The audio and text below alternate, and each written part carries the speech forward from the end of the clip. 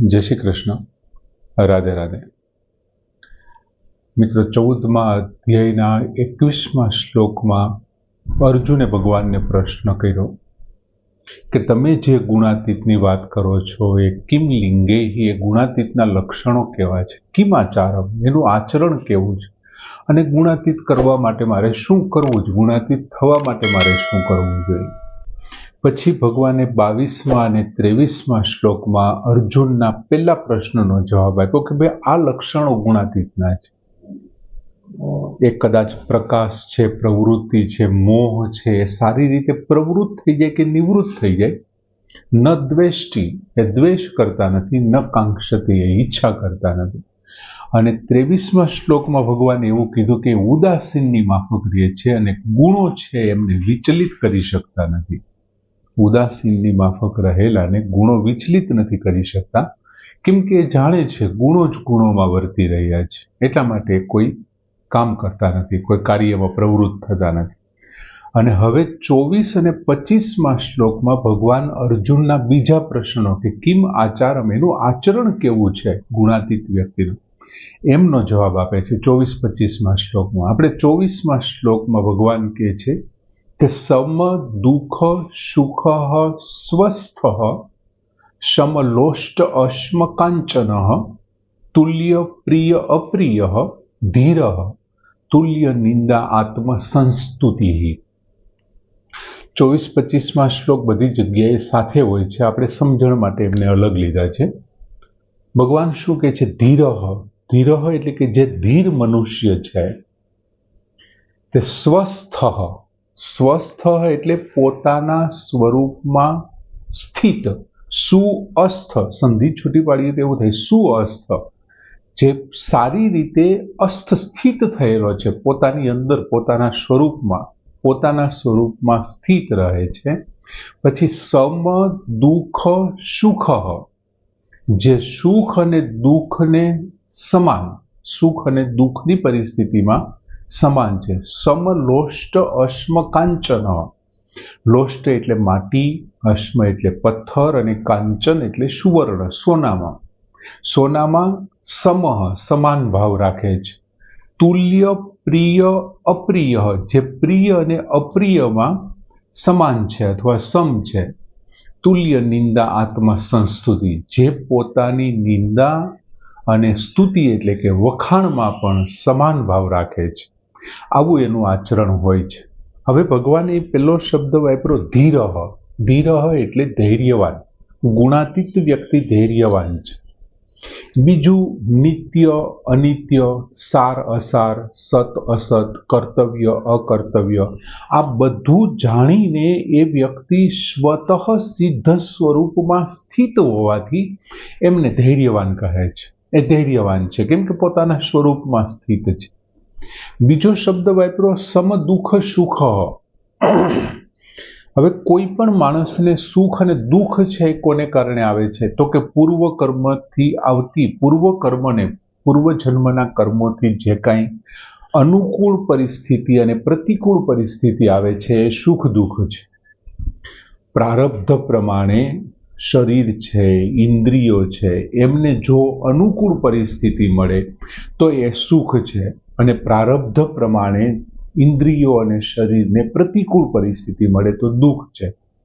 હવે જે આ સુખ દુઃખ આવે છે, ગુણાતીતને બંને માટે સમાન છે. ગુણાતીત વ્યક્તિ જે થઈ ગયો છે એમને શરીર ઇન્દ્રિયો માટે પ્રતિકૂળ પરિસ્થિતિ આવે કે શરીર ઇન્દ્રિયો માટે અનુકૂળ પરિસ્થિતિ આવે, એમનાથી એને કોઈ ફેર જ નથી પડતો. શું કામ ફેર નથી પડતો? કેમ કે એ તો સ્વરૂપમાં સ્થિત છે, એમને શરીર સાથે તો કોઈ લેવા દેવા જ નથી.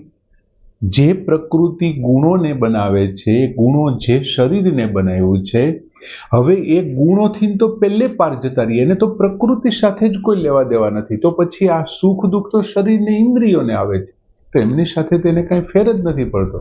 એટલે એમના અંતઃકરણમાં વિકાર જ પેદા નથી થતો સુખ દુઃખને કારણે. સુખ આવે તો એ રાગયુક્ત નથી બનતો અને દુઃખ આવે તો દ્વેષયુક્ત નથી બનતો.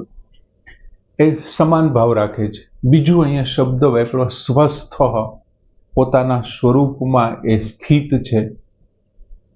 અને સુખ અને દુઃખ ક્યાં હોય છે? તો કે સુખ અને દુઃખ તો શરીરને થાય, ઇન્દ્રિયોને થાય. આ તો સ્વરૂપમાં સ્થિત છે, તો ત્યાં તો સુખ દુઃખ છે જ નહીં. અને શરીર અને સુખ દુઃખ છે એ તો સ્વરૂપથી પ્રકાશિત થાય છે. તેથી ગુણાતીતને માટે તો એનો ભોગતા બની જ ન શકે, સુખ દુઃખનો ભોગતા બની જ ન શકે, કેમ કે તે કાયમને માટે સ્વરૂપમાં સ્થિત રહેનાર છે. પછી ભગવાન એમના આચરણની આગળ વાત કરતા કહે છે કે સમલોષ્ટ અશ્મ કાંચન. આ જે ગુણાતીત વ્યક્તિ છે એ લોષ્ટ એટલે માટીનું ઢેફું હોય, અશ્મ એટલે પથ્થર હોય, અને કાંચન એટલે સુવર્ણ સોનું હોય, એમાં બધામાં સમાન ભાવ રાખે છે. એમને માટે માટીનું ઢેફું, પથ્થર અને સોનું ત્રણેય એક સરખા છે. જો એમનો અર્થ એવો નથી કે વ્યવહારમાં પણ ભૂલ કરે છે. એ માટીના ઢેફાને માટીના ઢેફાએ જ્યાં રહેવું જોઈએ ત્યાં જ રાખે છે, પથ્થરને જ્યાં રહેવું જોઈએ ત્યાં જ રાખે છે, સોનાને કબાટમાં રહેવું જોઈએ તો એ કબાટમાં જ રાખે છે. એમને એનું જ્ઞાન નથી એવું નથી કે આ માટીનું ઢેફું છે કે આ પથ્થર છે, કે એને ખબર જ છે કે આ માટીનું ઢેફું છે, આ પથ્થર છે અને આ સોનું છે. પણ જ્ઞાન હોવું એ ખરાબ નથી, પણ જ્ઞાન હોવા પછીની એમની જે લાલચ છે ને એ ખરાબ છે. એટલે જ્ઞાન હોવું એ ખરાબ નથી, વ્યવહારમાં એ ક્યાંય એવી ભૂલ નથી કરતા. એમને જે કઈ રીતે છે, બીજું માટીનું ઢેફું પ્રાપ્ત થાય, પથ્થર પ્રાપ્ત થાય કે સોનું પ્રાપ્ત થાય, માટીનું ઢેફું તમને મળે તમે રાજી ન થાવ, સોનું મળે તમે રાજી ન થાવ, તો આ બંને તમારા માટે સમાન છે. માટીના ઢેફા બરા તો આપણે ગુજરાતીમાં વાર્તા છે કે ભાઈ ઝવેરચંદભાઈની વીંટી પડી ગઈ બગસરામાં, કંઈક એવું કંઈક મેં સાંભળ્યું હતું એક્ઝેક્ટ, કે છે કે ભાઈ તમારી વીંટી પડી ગઈ, તો કે ભાઈ હું કટકા સોના માટે એ ધૂળમાં થોડો હાથ નાખું યાર, આ ગામની ધૂળમાં હું હાથ ન નાખું, પડી ગઈ તો પડી ગઈ, બે સરખું થઈ ગયું, એને માટે પડી ગઈ, ધૂળ સમાન થઈ ગયું. એટલે એ માટી આવે કે જાય, સોનું આવે કે જાય, એમને કોઈ પ્રકારના રાગ દ્વેષ થતો નથી.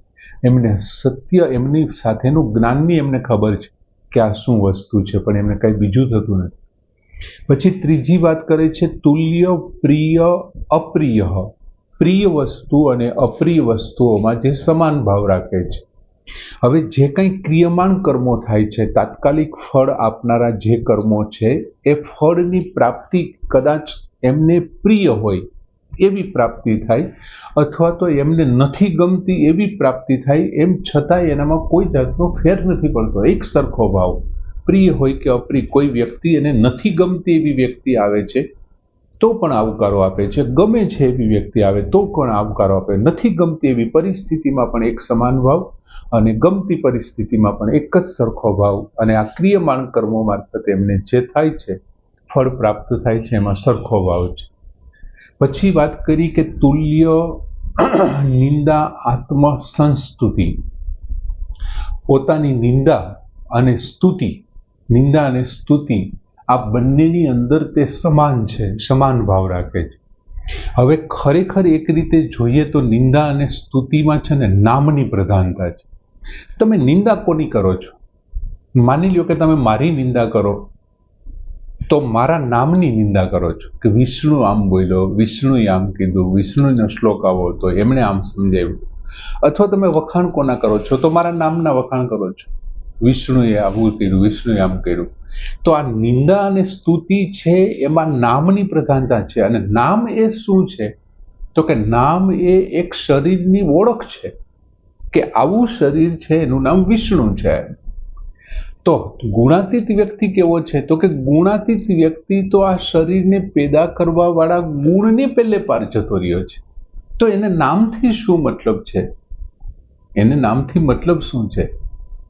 નરસિંહ મહેતા જેવા વ્યક્તિને કોઈ જુનાગઢનો નાગર એમને ગાંડો કહે, કે એમને ગરીબ કહે, કે એમને બિન જવાબદાર કહે, નરસિંહ મહેતાને શું ફેર પડવાનો છે?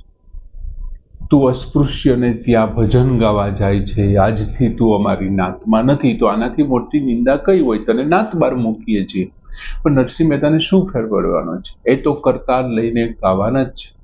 દર્શન દે ઘનશ્યામ મોરે, તિજબિન અખિયા પ્યાસી રે. એમને કોઈ ફેર પડતો નથી. એટલે પોતાના નામની નિંદા થાય કે સ્તુતિ થાય એમાંથી નથી એ દુઃખી થતા કે નથી એ રાજી થતા, એક સરખો સમાન વ્યવહાર.